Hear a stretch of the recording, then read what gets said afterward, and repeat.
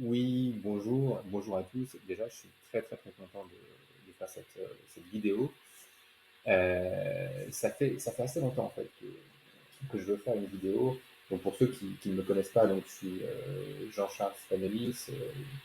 J'ai créé la société Finelis en 2009, presque une quinzaine d'années. Donc c'est vraiment de l'outsourcing commercial. En français, externalisation commerciale. J'ai même du mal à le dire. Pour ceux qui me connaissent un peu mieux, pour celles et ceux qui me connaissent un peu mieux, j'ai fait une vidéo sur un média assez connu en 2008, fin 2008, donc presque 5 ans, où je réponds à des questions en fait sur l'outsourcing commercial, pourquoi une société, notamment une TPE, une PME, devrait euh, externaliser ses ventes, plutôt parfois que d'embaucher tout de suite et de perdre pas mal de budget qui pourrait être utilisé sur autre chose. J'ai plutôt eu des bons retours en fait là-dessus. La majorité des clients, des partenaires, etc. Donc ils ont dit ouais, en effet c'est intéressant, c'est un modèle qu'on connaît pas bien. On était en, on était en 2018, fin 2018, on n'avait pas eu la Covid euh, comme on a eu là depuis 3 ans. Euh, Depuis ce matin, j'étais entre deux meetings. J'ai fait un peu le bilan. J'ai fait un peu le bilan sur 2022, sur les questions qu'on me pose quand on fait un premier meeting de prospection avec une société qui veut outsourcer ses ventes. Parfois, elle veut outsourcer son marketing, parfois la vente, parfois les deux. Elle a souvent des soucis sur son CRM. Elle a souvent des soucis d'équipe. Le CRM a été implémenté, mais les équipes l'utilisent assez mal. Et je me suis dit, mais j'ai déjà pondu, entre guillemets, pas mal de documentation. Avec mes collègues du marketing, je pense qu'on fait pas beaucoup de vidéos, malheureusement, peut-être pas assez. On fait beaucoup d'articles, on fait beaucoup de SEO, on fait du SIA, on fait des Google Ads. Enfin, bon, je pense qu'on fait pas mal de choses sur ceux qui connaissent. Donc, pour Finilis.com, pour la partie donc outsourcing commercial historique, donc des missions que l'on fait d'exécution commerciale en fait pour le compte de nos clients, qui peuvent être d'ailleurs petits, moyens ou gros.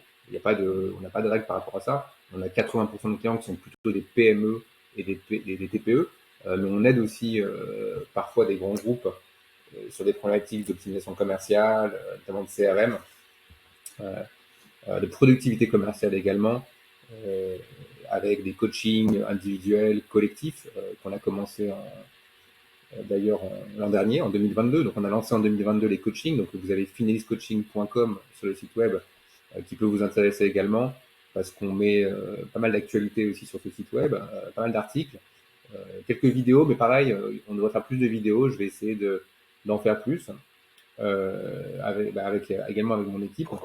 Donc voilà, donc si vous voulez 15 ans sur des fonctions d'outsourcing commercial, euh, un an vraiment de maturité seulement sur des sujets de coaching, de consulting sur des sujets commerciaux pour aider les équipes commerciales, euh, aider le dirigeant commercial, le directeur commercial, et aider les fondateurs aussi sur leur problématique de productivité commerciale avec leurs équipes. Ça marche très bien, c'est très intéressant. Euh, voilà, donc vous avez quelques infos sur le site finiscoaching.com, n'hésitez pas à aller voir. Euh,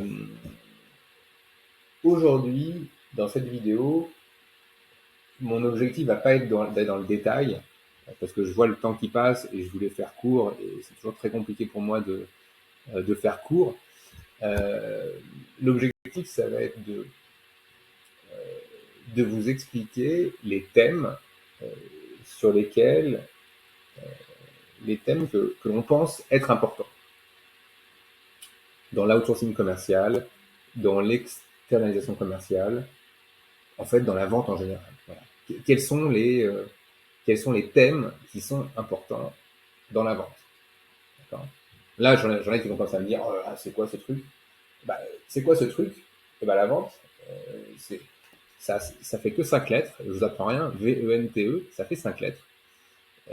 Mais si on parle en espagnol, ventas, ou si on dit sales en anglais, ça fait on a trois mots différents. La vente, il y a déjà un problème de vocabulaire, un problème de vocal.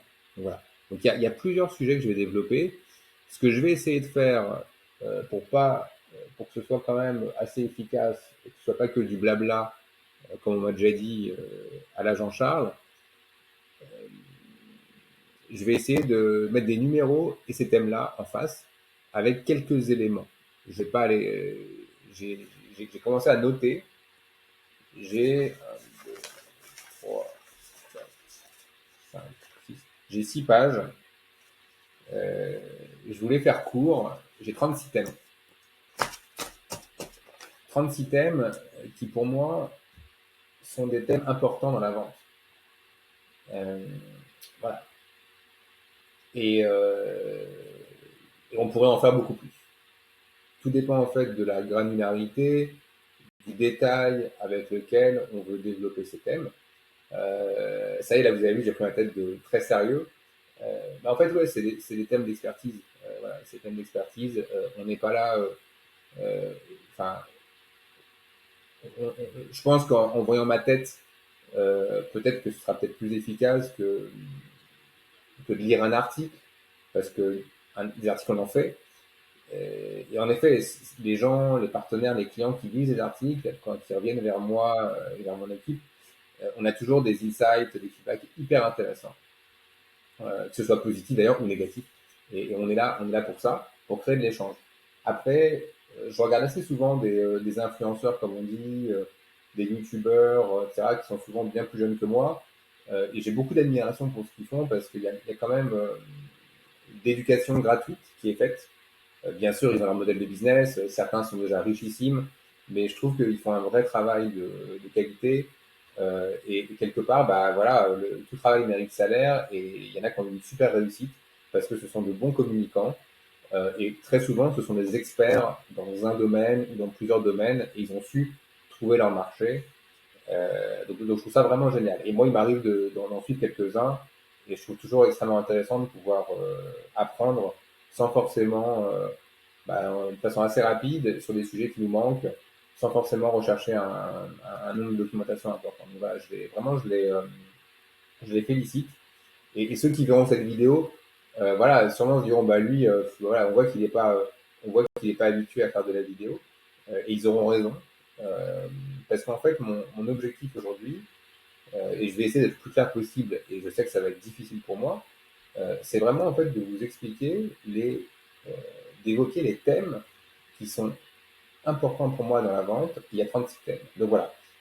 En plus de cette vidéo, pour vous faciliter le travail, alors moi, désolé, alors je vais essayer de pas critiquer, d'accepter toutes les critiques, toutes les observations que vous aurez en fait par rapport à cette vidéo. Et s'il vous plaît, enfin, allez-y, que ce soit en direct, hein, ou que ce soit en public, parce que je vais partager bien sûr sur LinkedIn. Euh, voilà, j'ai plus 15 ans, enfin, j'ai plus 20 ans, voilà, presque 25 ans. J'ai plus 25 ans. Bon, vous pouvez me mettre des likes, hein, c'est toujours sympa, mais enfin, je m'en fous complètement d'avoir des likes. Honnêtement. Je préfère avoir des dislikes et des discussions intéressantes sur cette vidéo que d'avoir plein de likes. Ça me fatigue un peu. Voilà. Donc, je pense que ça, déjà, c'est assez clair. Euh, les 36 thèmes. Pourquoi faire ça aujourd'hui aussi? Alors que ça fait 15 ans que je travaille sur ces sujets à mon compte.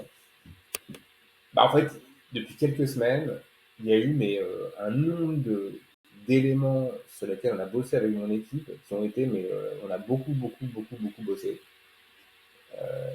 On a toujours beaucoup bossé, attention, hein. Mais là, on a vraiment beaucoup travaillé et sur des sujets, honnêtement, que je trouve personnellement hyper complexes. Avec des gens hyper brillants, beaucoup plus brillants que moi. Si jamais je suis brillant, honnêtement, je ne pense pas. Et je me dis, mais là, non, bah, là mon rôle, mon modeste rôle, c'est quand même d'informer les dirigeants quand même des TPE.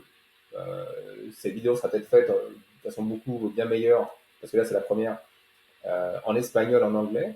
Mais il faut que j'informe. Il faut que j'informe les dirigeants, les directeurs commerciaux, les directeurs marketing les marketeurs, les commerciaux de ce qui se passe dans la réalité. Voilà, voilà, c'est mon rôle. Ça fait 15 ans qu'on bosse là-dessus. Ça fait 15 ans que j'entends beaucoup de bêtises sur LinkedIn, sur Internet.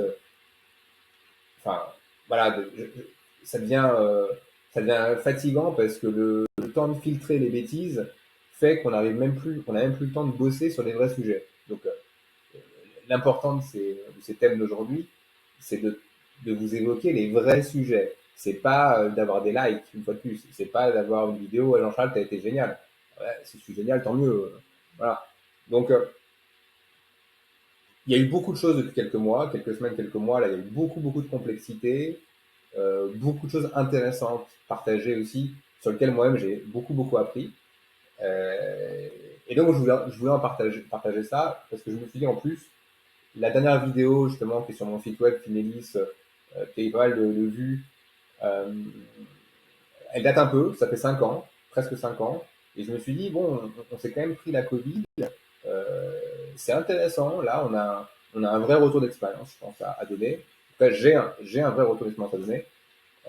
Après avoir bossé, après avoir travaillé pour pas mal de clients, petits, moyens et gros, en France, à l'international, en Suisse, en Afrique. Enfin bon, on a fait pas mal de pays.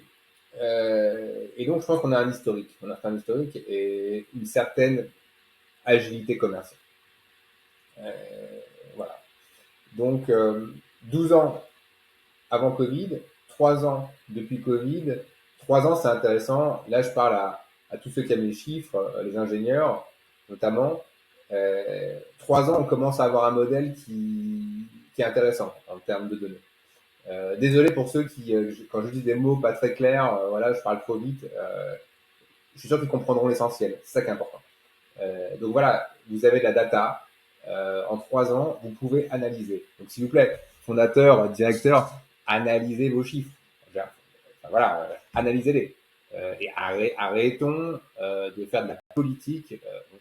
J'ai une petite société, ça fait 15 ans que je fais ça. Enfin, avant de la créer, j'avais des jobs super. Si demain je veux arrêter ma société, je prends un job comme beaucoup de gens. Et puis voilà, et il y a du bon et du moins bon. Voilà, c'est la vie, quoi. Voilà. Donc j'ai pas de souci par rapport à ça. Mais quand on travaille avec Finelis, on travaille ensemble, voilà, évitons de faire de la politique, parce que nous, on a quand même on a une TPE européenne. Il faut qu'on bosse. Il faut qu'on bosse. Il faut qu'on facture. Et on n'est pas là en fait pour faire de la politique ou pour servir de lièvre entre guillemets à des sociétés qui ont besoin en fait à un moment donné pour des raisons souvent politiques ou pour satisfaire un leveur de fonds. Elles ont besoin de faire un projet d'outsourcing commercial pour pouvoir trouver un fusible éventuellement. Non, non, on n'est pas là pour ça. On n'est pas pour ça. On n'est pas bénévole. Hein. Je suis désolé, moi j'adore, j'ai toujours adoré le bénévolat, mais malheureusement je suis pas bénévole. Voilà, alors là, sûrement que sur mes 10 300 connexions LinkedIn, je vais en vexer peut-être 300. Bon voilà, je suis désolé, je suis pas Mère Teresa, j'ai pas les mêmes lunettes, je suis peut-être, voilà, je suis pas Mère Teresa, je suis vraiment désolé. Donc, on y vient. Ceux qui ont lâché déjà la vidéo, je sais que mon style leur plaît pas, donc à la rigueur, euh, c'est pas grave, ils n'ont pas le temps d'aller voir les thèmes. Bon, à la rigueur, ils peuvent même me le dire, on peut même se déconnecter de LinkedIn. C'est pas si grave, c'est pas si grave. Je m'en remettrai, vous aussi. Enfin voilà, la vie continue, y a aucun problème. Allez, on y va. 36 thèmes. Et je ferai à côté de cette vidéo un petit post avec les 36 thèmes. Et ce que j'aimerais, pour ceux que ça intéresse, c'est qu'ils me disent quels sont les thèmes qui les intéressent. Et j'essaierai, dans les prochaines semaines, avec mon équipe, de faire des vidéos euh, pour chacun des thèmes, ou presque chacun des thèmes, sachant qu'on a déjà plein de vidéos sur ces thèmes-là, et on a aussi pas mal d'articles extrêmement intéressants sur chacun des thèmes. Voilà, donc voilà, je vous dis pas que je vais faire forcément 36 vidéos, voilà, mais bon, ce sera pas forcément moi. quelqu'un de mon équipe, ça peut être des partenaires également. Ce que j'aimerais en tout cas, c'est qu'on arrive pour ces 36 thèmes à vous faire des petites vidéos sympas de gens qui s'expriment et qui expliquent ce qu'il en est et pourquoi ce sont des thèmes importants sur les sujets de la vente. Alors, premier thème, attention aux définitions. Voilà. Attention aux définitions. Désolé, hein, je dois lire mes notes parce que j'aurais du mal à être clair sinon si je fais du pur live. Voilà. Donc, premier thème, attention aux définitions. Qu'est-ce que c'est qu'un prospect? Qu'est-ce que c'est qu'un prospect idéal? Qu'est-ce que c'est qu'un prospect qualifié? Ça, c'est des thèmes qui sont utilisés par plein de gens. Honnêtement, il faut bien définir ce qu'on entend par ça. Avec les nouveaux termes anglo-saxons depuis nouveaux, ça dépend en fait à quel moment on se place. SDR, BDR, etc., etc.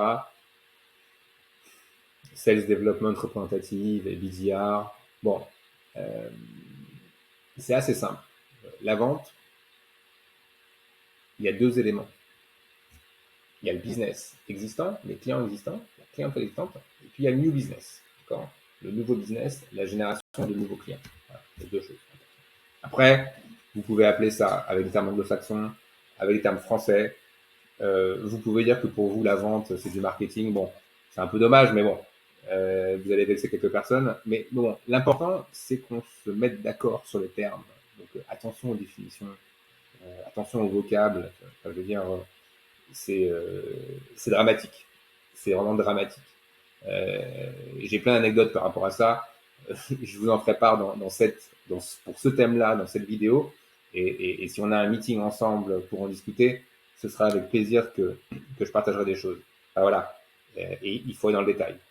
Quand on parle de qualification, la qualification, c'est pas la même chose pour quelqu'un qui n'a pas d'expérience légitime dans la fonction commerciale que le terme qualification pour quelqu'un qui a cette expérience-là. D'accord? La qualification, ça veut dire quelque chose. Un docteur, un médecin, il soigne, il a un diplôme de médecin. Ah, voilà. Donc, dans la fonction commerciale, vous avez en fait la qualification commerciale. Quelqu'un qui connaît la fonction commerciale, qui est un professionnel de la fonction commerciale, ce n'est pas la même définition que la qualification pour quelqu'un qui n'a pas d'expérience, qui vient d'arriver et qui dit voilà, je veux des leads qualifiés. De quoi on parle? Donc attention aux définitions, s'il vous plaît. Enfin, soyons pas ridicules. Voilà. Et revenons à des basiques. Vous avez le new business et vous avez l'account management. Nous, chez Finelis, on est spécialisé sur le new business, sur le nouvel vente. D'accord? Ça ne veut pas dire qu'on n'est pas bon sur la gestion des clients existants. Ça veut dire qu'on est bien meilleur sur la gestion du new business et sur la génération de nouvelles opportunités commerciales. Premier thème, attention aux définitions. Deuxième thème, et pour ceux, alors là, il y en a qui vont s'endormir, je suis désolé, c'est comme ça, voilà, je ne peux pas faire ni plus vite. Pourtant, j'ai déjà un débit assez rapide. Et j'aurais voulu faire anglais-espagnol, mais avec mon niveau, ce sera pour la prochaine fois. Donc, deuxième thème. Quel est le principal problème visible dans la vente? C'est un peu comme l'iceberg. Qu'est-ce qui est visible? Qu'est-ce qui est invisible? Et bien, ce qui est visible, et tout le monde est d'accord pour le dire, le problème principal, c'est comment vendre plus et ou mieux. Mieux, c'est peut-être vendre à un peu moins de prospects, mais vendre plus cher et avoir une meilleure marge sur ce type de contrat. Donc, c'est comment vendre plus et ou mieux. Et si en plus, en tant que dirigeant, directeur commercial, directeur marketing, je peux gagner du temps, c'est quand même génial, c'est quand même cool. Donc le principal problème visible, qui est partagé par toutes les personnes avec qui on a discuté, c'est comment vendre plus et ou mieux, et si possible, gagner du temps. Parce que si vous gagnez du temps pendant 3 mois déjà, et que 3 mois plus tard, vous avez des ventes qui accélèrent, sachant que votre cycle de vente est long, supérieur à 6 mois, vous êtes gagnant. Vous me suivez? Donc, gagner du temps d'abord, c'est important. C'est-à-dire que si vous managez mieux votre équipe commerciale, que vous gagnez du temps, et qu'en plus vos résultats sur les ventes augmentent, voilà, c'est génial. Par contre, il faut quand même peut-être tester sur 6 mois minimum. Voilà. Donc, comment vendre mieux, plus et ou mieux, comment gagner du temps. C'est un thème très important qu'on va développer dans le numéro 2. Voilà. La partie de l'iceberg qui est émergée, pardon, ou immergée, pardon, euh, qui est invisible, c'est la fameuse agilité. C'est l'agilité commerciale. Deux, trois chiffres pour vous, parce que vous avez vu, j'ai un peu bossé là. Il y a 2 dirigeants sur 3 qui sont mécontents de leur force de vente. Ne me demandez pas comment j'ai eu ces chiffres, je vous dirai ça de vive voix. Il y a 2 dirigeants sur 3 qui sont mécontents de leur force de vente. On parle du new business, pardon. Côté new business, pas côté gestion des clients existants. Moi, ça me fait, quand je lis ça, quand j'entends ça, ça me fait, personnellement, ça me fait un peu peur. Ça me fait peur. On n'est pas, là, on n'est pas sur un chiffre politique. Dans la presse, vous allez sûrement lire que c'est 1 sur 3 qui est mécontent. Je vous parle de la réalité. La réalité, c'est qu'il y en a 2 sur 3 qui sont mécontents. Après, on peut dire, voilà, ils sont très mécontents, pas assez mécontents, trop mécontents. Peu importe, il y en a 2 sur 3 qui sont mécontents. D'accord. Et en plus, vous avez 2 commerciaux sur 3, en tout cas, là, qui sont, attendez, 2 commerciaux sur 3 qui pensent qu'ils n'ont pas les moyens de réaliser leurs objectifs. Je vous laisse faire vos conclusions. Voilà. On en parlera. Peut-être un exemple, un élément qui peut vous intéresser, c'est pourquoi ne pas aller voir les contrats des commerciaux que vous embauchez. Le fixe et le variable. La définition de la mission du commercial. Je pense qu'il y a beaucoup à redire. Ça n'a pas changé. J'ai créé la société après avoir travaillé à des fonctions de consultant, de commercial, de directeur commercial, notamment pour des éditeurs de logiciels financiers. J'ai beaucoup appris. Allez voir les contrats et les avenants, comment ils sont faits. Ajouter le critère. Là, cette année, on est sur un marché difficile. Il y a des nouveaux concurrents. Ou alors, non, on est en forte croissance. En fait, on est sur un marché en forte croissance. Est-ce que vos avenants, ils ont changé? Est-ce que vos contrats, ils ont changé? Non, bien sûr que non. Vous embauchez à l'appel, sans savoir pourquoi. Le recruteur XYZ vous envoie des CV. Enfin, c'est juste ridicule. Enfin, voilà, c'est juste ridicule. Et c'est juste un exemple que je vous donne. Bon, revenons aux chiffres, les 2 sur 3. Faites vos conclusions. Quels sont les moyens mis en place depuis le Covid là? Moyen clair. Il y a 2 commerces sur 3 qui se plaignent quand même des moyens mis en place. Quels moyens vous avez mis en œuvre? Vous avez mis un beau CRM? Vous avez mis un baby-foot à l'entrée? Vous avez parlé de sales enablement, de smart marketing. Allez, on met un CRM qui est super sympa, ils vont adorer, etc. C'est très orienté marketing, tout ça. En réalité, qu'est-ce qu'il y a eu vraiment pour muscler l'agilité commerciale et pour résoudre en fait ces chiffres qui sont vraiment inquiétants? Pas grand-chose depuis 3 ans, pas grand-chose.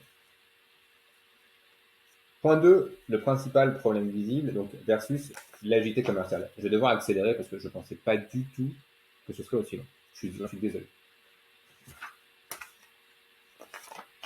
Le 3, c'est l'agilité versus l'agilité commerciale. Il y a une vraie différence. Voilà. Qu'est-ce qu'on entend par agilité commerciale? Point 3. Point 4. La conjonction de facteurs déprimants en 2023. Il y a pas mal de choses déprimantes en 2023. Il faut être assez lucide et il faut être assez honnête. Les faillites, en tout cas chez les PME et les TPE, augmentent fortement en Europe. En France, en Espagne, tous les chiffres sont au rouge. Les faillites augmentent très très fortement. Je ne sais pas si vous avez suivi, c'est assez inquiétant. Là, c'est pas le moment de dire ça, mais on peut parler d'un séisme à ce niveau-là. Les aides, les subventions vont être réduites. Je veux dire, enfin, toutes les TPE ont profité, enfin les TPE, tous les grands groupes, mais les PME et les TPE ont profité d'aides à l'export, en France en tout cas, des aides à l'export, des aides à l'innovation, des subventions qui vont tous aider à vendre vos produits, vos formations. C'est bien, c'est sympa, hein, on est aidé par l'État, bon, on vend plus. Génial. Est-ce que vous pouvez baser une stratégie commerciale sur des subventions? Je pense pas. Ça va diminuer. Les prix augmentent, c'est l'inflation, et là cette année je pense qu'on est servi. Les prix, les charges augmentent, le coût RH augmente, le coût des ressources augmente, la réglementation est coûteuse, en RGPD par exemple, et il y en a 36 000 de réglementations depuis 20 ans, vous le savez.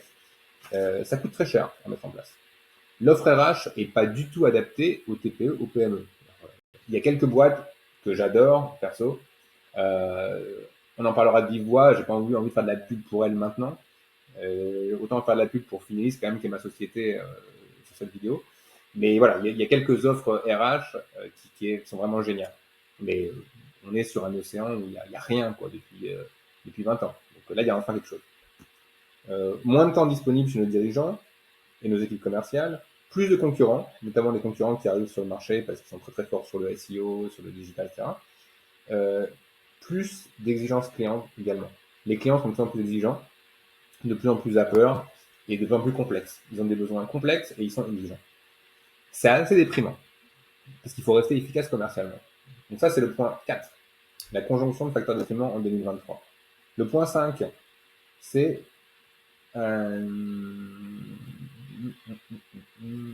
excusez-moi. Ça, c'est propre à Finelis. C'est le profil de nos clients. Beaucoup de gens me disent, voilà, on a compris Jean-Charles ton image sur les coureurs, etc. Euh, entre les coureurs en préparation, les coureurs prêts à partir et les coureurs déjà dans la course. Et bah oui, ok, vous avez compris, mais c'est pas si simple que ça. C'est un premier distinguo pour bien comprendre en fait à qui on s'adresse. Mais la réalité, c'est que ces coureurs, ils sont plutôt appliqués à l'agilité. C'est un débat que j'ai eu avec ma responsable des opérations, avec qui je travaille avec beaucoup beaucoup de plaisir, Elisabeth, qui m'a d'ailleurs aidé en fait sur cette définition du coureur. Et à un moment donné, on en a discuté et on s'est dit, bah ouais, en fait, on a bossé pour des grandes sociétés, pour des structures un peu scale-up qui avaient levé plusieurs centaines de millions d'euros. Donc on est content quand même qu'on travaille avec ce type de société quand on est une TPE. Et bah, comme ça, sur le papier, on peut se dire qu'elles sont dans la course depuis longtemps, ces sociétés-là. Parce qu'elles ont des process qui vont souvent très bien sur quelques silos. Parfois, si c'est une boîte, je sais pas, si c'est une boîte au pif américaine qui a des super vendeurs aux US, un super process, etc., ça cartonne. Ils arrivent en Europe, ils veulent vendre, par exemple, en France, en Espagne, en Allemagne. Ils n'ont pas d'équipe. Ou alors ils commencent à avoir une équipe sur ces pays-là. Et ben ils sont pas du tout matures en fait sur l'Europe. Pas du tout. Donc au siège, ils sont matures. Dans la maison mère, ils sont matures. Sur le pays mère. Mais ça s'arrête là.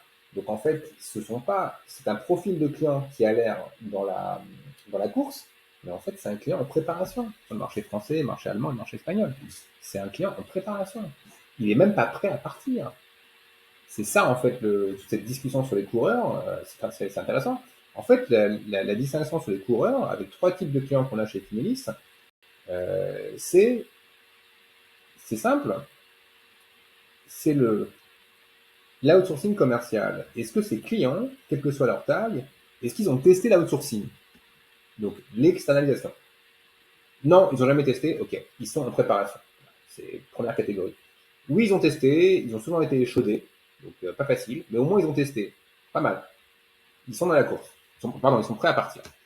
Troisième cas, ils sont dans la course. Ils ont testé, ils sont déjà conscients que le meilleur, c'est un mélange de ressources internes et externes, best of world.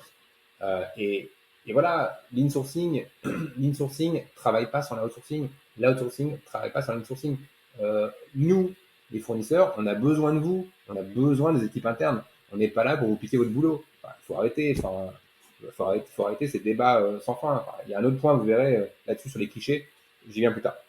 Donc, 5e point, nos critères, profil de client. Donc, quels sont les 3 types de coureurs chez nous et quel est le profil de nos clients? Bon, voilà, dans la réalité, nous, on est quand même on est sur du B2B. On n'est pas sur du B2C, je suis désolé. On fait du B2B2C. D'ailleurs, on a beaucoup appris. On apprend beaucoup du B2C, mais plutôt par nos partenaires, nos amis, etc. Mais nous, nos clients, c'est du B2B ou du B2B2C, pas du B2C. Il y en a 9 sur 10 qui sont dans les technologies, pas que financières, même si l'ADN de Finis, c'était la finance. Non, on a des technologies complexes, des logiciels, du hardware, mais c'est plutôt des technologies software, en majorité, dans 9 cas sur 10. On a toujours des cycles de vente extrêmement longs chez nos clients, supérieurs à 6 mois. Et en général, l'ACV, l'annual contract value, elle est supérieure à 25 KE, 25 000 euros par an, en moyenne sur les produits et les services. Donc, un contrat chez un de nos clients, en général, il facture minimum 25 000 euros. Ça peut aller beaucoup plus haut. Ça va rarement en dessous de 25 000 euros. Voilà, ça c'est le profil de nos clients. Et la vente est toujours complexe ou très complexe pour ses clients. Voilà. Donc dans ce module 5, on développera la partie complexité, qu'est-ce que c'est qu'une vente complexe, etc. Je vais accélérer, excusez-moi, parce qu'en fait, je n'en sors pas. Point 6, qui est super intéressant, mais malheureusement, je vais devoir accélérer. Comment raccourcir le cycle de vente moyen? Je parlais de 6 mois juste avant. Comment on fait pour raccourcir à la fois en amont du cycle de vente et à la fois à la fin? Au milieu, très souvent, les équipes internes sont bien organisées pour être assez efficaces ou efficaces sur la partie milieu. En amont et en aval, il y a du boulot, il y a vraiment du boulot. Donc, il faut faire de la super qualification en amont. Enfin, c'est pas, le junior peut être très très bon en amont, mais il faut de la seniorité pour qualifier très très en amont et pour hyper qualifier. La super qualification en amont de cycle de vente, il faut des gens seniors qui savent de quoi ils parlent. Un miracle. Et le closing, eh ben, c'est important. Mais il n'y a pas que des gens seniors dans le closing. Il y a des gens qui peuvent être plus juniors, qui peuvent aussi aider des gens qui sont closers. C'est pas, lui, il a 25 ans d'expérience, il fait du closing. C'est un peu plus compliqué que ça. Le closing doit être fait dans le bon timing aussi. Voilà. Enfin, bref. Point 6, il faut jouer donc là-dessus. C'est la partie comment raccourcir le cycle de vente. Le point 7, les facteurs clés de succès de l'externalisation commerciale. Notre expérience Insight en 15 ans, qu'est-ce qui fonctionne bien, qu'est-ce qui a bien fonctionné, qu'est-ce qui fonctionne pas. Là, on peut vous donner un paquet de tuyaux là-dessus. Voilà, on est habitué à être testé, à être challengé sur 3 mois, même quand je dis aux clients qu'il faut tester sur 12 mois, voire 9 mois, voire 12 mois. Voilà, le client est roi. Il veut toujours tester sur 3 mois ou 6 mois. Donc voilà, il faut aussi qu'on mange, nous. Donc on teste sur 3 mois et 6 mois. Mais voilà, il y a quand même des facteurs clés qu'on peut partager avec vous dans ce thème numéro 7. Le thème 8, les clichés et les fausses raisons pour ne pas externaliser. Bon alors là, il y a des vertes et des pas mûres. Enfin, là, il y en a plein qui rigolent parce que on en a parlé souvent, mais c'est vraiment, c'est à mourir de rire. C'est et en France, en Espagne, des pays que je connais plutôt bien. Ah oui, pour info, moi, je suis à Barcelone depuis quelques années. Ben, c'est à mourir de rire. Enfin, je veux dire, faut arrêter quoi. Enfin, il y a des pays. Prenez on peut critiquer les États-Unis, mais aux US. La vente, c'est important. L'entrepreneuriat, c'est important. Enfin, il y a 50% de freelance, d'autonomes aux États-Unis depuis 10 ans. C'est pas pour rien. Enfin, la vente, l'entrepreneuriat, l'outsourcing, c'est juste obligatoire, c'est tout. Donc, faut arrêter les clichés de vieille Europe. Enfin, c'est bon. Point 8. Là, on va bien rigoler. Mais enfin, franchement, il y a beaucoup à dire. Point 8. Point 9. Pourquoi ne pas embaucher pourquoi ne pas embaucher quand vous commencez? Vraie question, là. Posez-vous la question.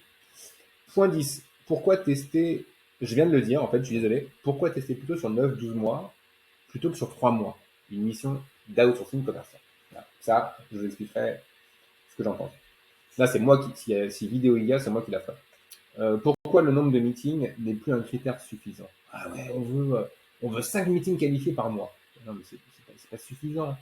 Tu vends une technologie hyper complexe dans le milieu industriel, à ta cible sur un pays, c'est 30 sociétés, il y a 30 qui intéressent sociétés.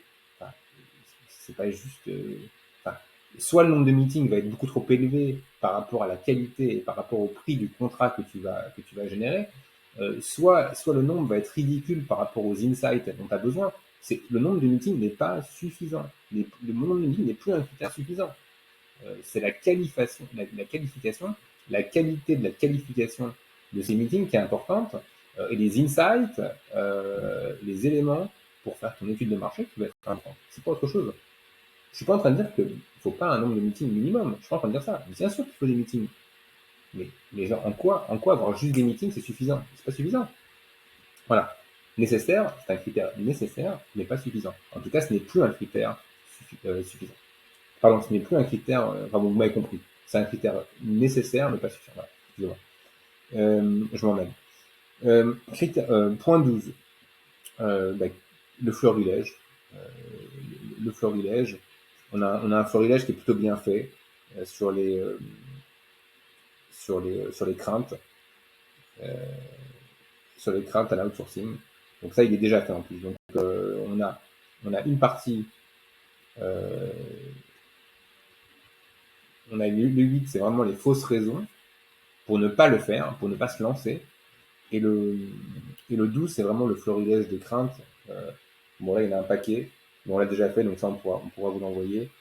Et puis, il faut arrêter aussi le jugement, les idées reçues, le clivage, enfin, les choses clivantes. Ah ben lui, il est meilleur sur l'oral, lui, il est meilleur sur l'écrit. Ben non, mais chacun fait ce qu'il veut. Quelqu'un qui apporte de la valeur ajoutée, que ce soit à l'écrit ou à l'oral, enfin, je pense que c'est bon à prendre. Enfin, il faut arrêter de critiquer, de cliver. Donc là, il y a deux grosses parties, la 8 et la 12, je pense qu'il y a beaucoup à dire. La partie 13, les niveaux d'intervention. Euh, les niveaux d'intervention, donc, nous, on a trois niveaux d'intervention chez Finelis. Donc, vous avez le niveau 1, donc je parlais anglais, hein, vous êtes content. Niveau 1, done for you.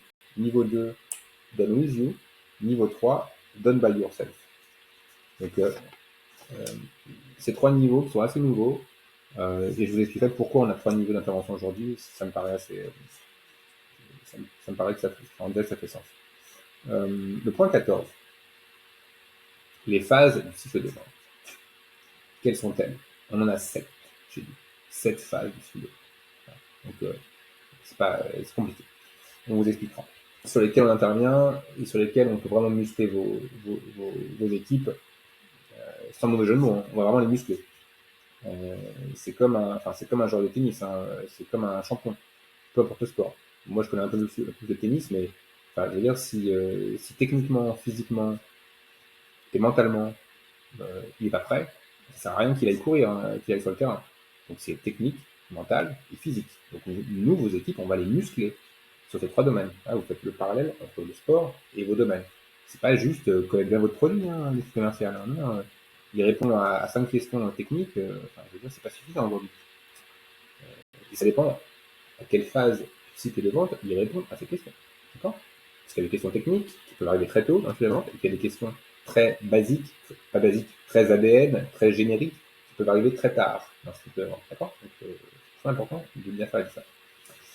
Les étapes d'un projet, partie 15, chez nous. Les étapes d'un projet chez nous. Si ça vous intéresse. Mais voilà. Le 16, le multicanal, en 2023. Est-ce que c'est un rêve ou une réalité? On adore le multicanal chez Finelis. On a des chiffres intéressants à vous communiquer depuis 3 ans en période Covid. Assez intéressant. On a pris le temps d'analyser les chiffres. Et j'ai été le premier surpris. Mais bon, ouais, le multicanal, est-ce que c'est vraiment un truc de rêveur ou est-ce que c'est une réalité? En fonction du business d'un peu. Le point 17, le KPI, l'indicateur. Nécessaire. Nécessaire. Ouais, mais pas suffisant. Non. Ah non. Désolé. Désolé de vous décevoir. Et même s'il y en a plusieurs, hein, vous avez créé plein d'indicateurs. Les financiers sont toujours les meilleurs pour ça. Mais c'est pas suffisant. C'est pas suffisant. Ouais. Voilà. Point 18. L'adaptation post-Covid-19. Adaptation, pareil, c'est nécessaire, bien sûr, mais c'est pas suffisant. Vous savez vous adapter, mais vous n'êtes pas agile commercialement. Attendez, adaptation versus agilité commerciale. Il vous faut les deux. Et si à choisir, il vaut mieux que vous soyez agile commercialement que vous sachiez vous adapter. Ça veut dire quoi adaptation? Adaptation sans agilité commerciale, ça sert à rien. Ça sert à rien que de côté vente en tout cas. Et comme la vente est souvent quand même le nerf de la guerre, bon bah je vous laisse conclure. Mmh.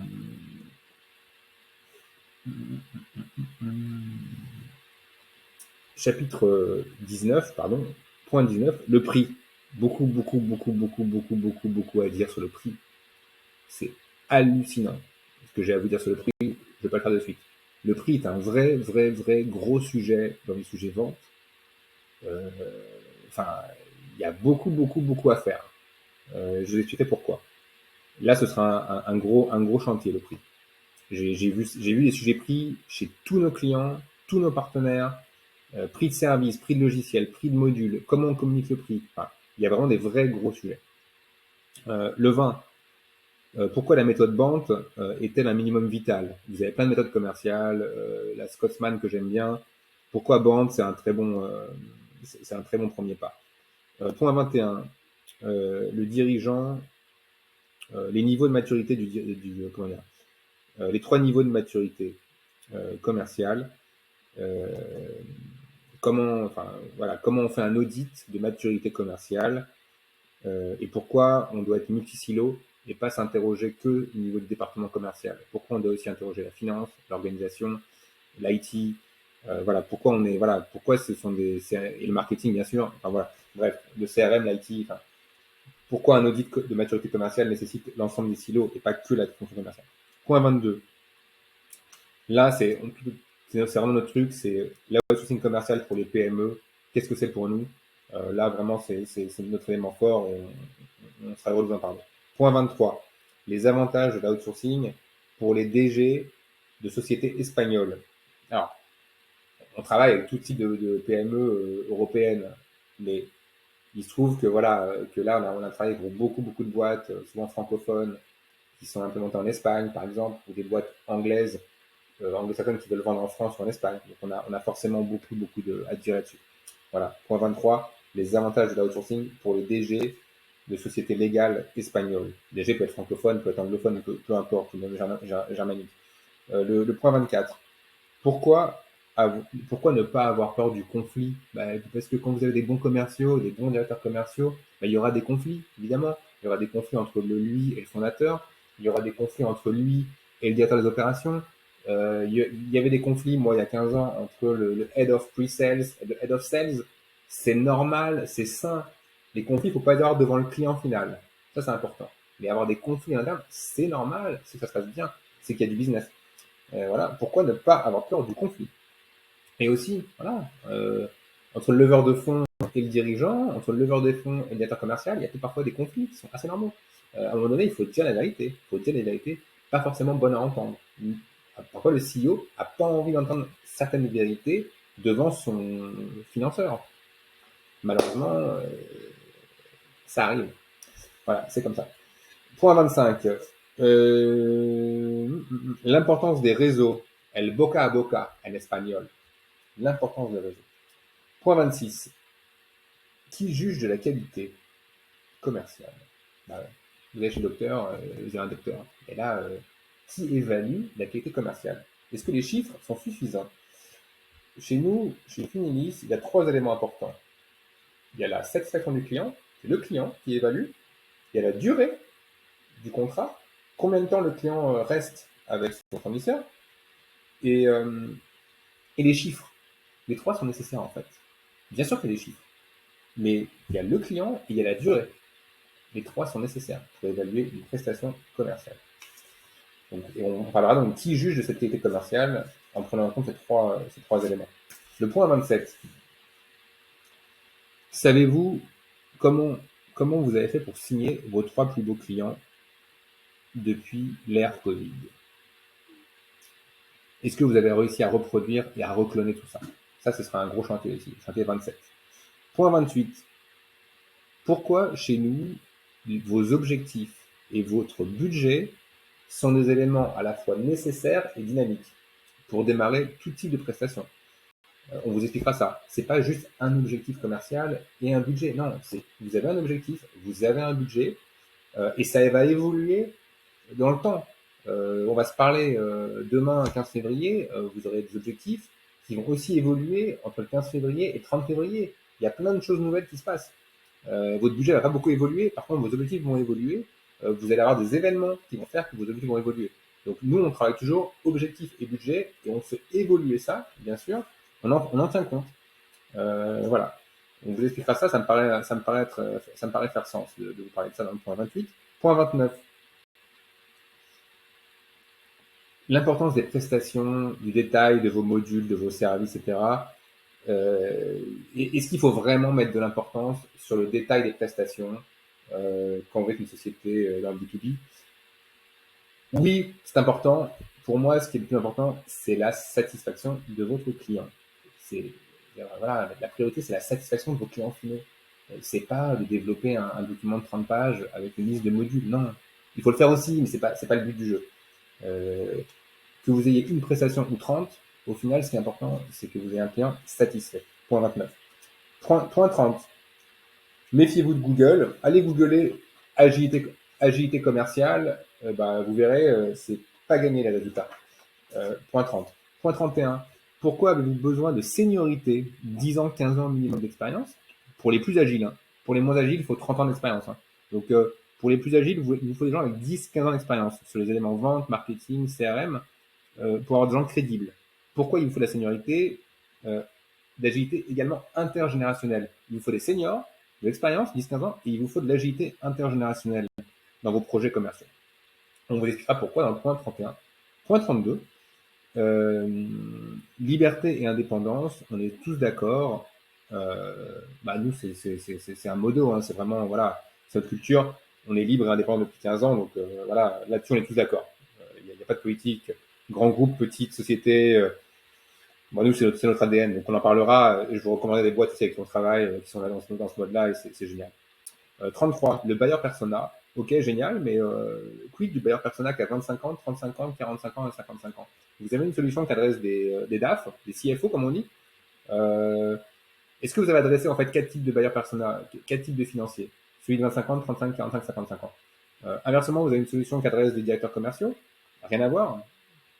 De l'IT, un bon directeur IT. Et pareil, vous avez l'IT de 25 ans, 35 ans, 45 ans, 55 ans.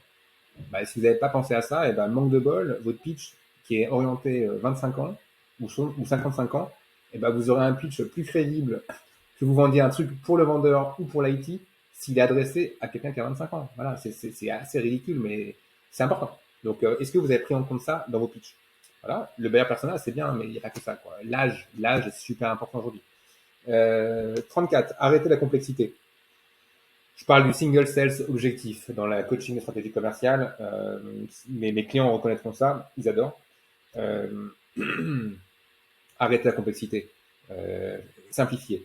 Ce sera plus facile pour vos clients d'acheter, ce sera plus facile pour vos fournisseurs de livrer les services de qualité, et ce sera plus facile pour vos employés, pour vos équipes internes, de faire le travail de bonne qualité. La stratégie commerciale, c'est de simplifier une vente qui est déjà complexe. C'est pas de la complexifier ou de la surcomplexifier. D'accord? Voilà, ça c'est le point 34 que moi j'adore. 35, c'est les triple A. Ils vont adorer les financiers. C'est triple A. C'est pas Moody's, hein, non, mais c'est triple A. C'est agir, apprendre, adapter. Act, learn and adapt. Pas de chance, en anglais c'est ALA. Ok? Agir, apprendre, adapter. Point 36. Les silos sont morts. Et si vous n'avez pas compris ça, ils vous tueront. Donc, arrêtez vos silos, sortez de vos silos et parlons-en ensemble, non, des problèmes que vous avez avec vos silos. Voilà, point 36. Allez, je vous dis à très bientôt parce que j'ai quand même fait 48 minutes. Je suis désolé, c'est trop long. Allez, à bientôt. Ciao.